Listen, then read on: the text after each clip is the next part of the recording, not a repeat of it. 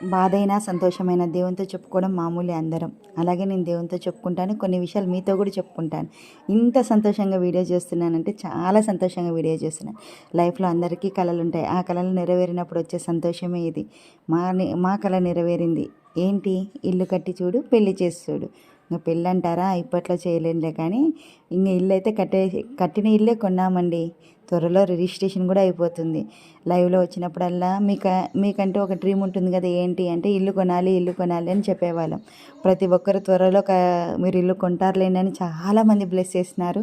ఆ బ్లెస్సింగ్స్ నిజమైపోయాయి. మేము ఇల్లు కూడా కొన్నాము. త్వరలో ఈవెన్ 1 వీక్లో రిజిస్ట్రేషన్ పెట్టుకుంటున్నాము. ఈ హ్యాపీనెస్కి కారణము నా దేవుడు చేసిన కృప అని నేను అనుకుంటున్నాను. అందుకే ఆయన దర్శనం చేసుకోవడానికి ఫ్యామిలీతో పాటు అందరం వెళ్ళాము. గుత్తిశాల అనేసి మనకు కర్నూలు దగ్గరలో ఉంటుంది. గుత్తిశాలకి వెళ్ళి దర్శనం చేసుకొని వచ్చాము. చాలా హ్యాపీ అంటే హ్యాపీ. ఎంత హ్యాపీగా ఈ వీడియో చేస్తున్నానంటే నా వాయిస్లోనే మీకు తెలిసిపోతుంది నేను ఎంత హ్యాపీగా ఉన్నాననేది. అవునా కాదా?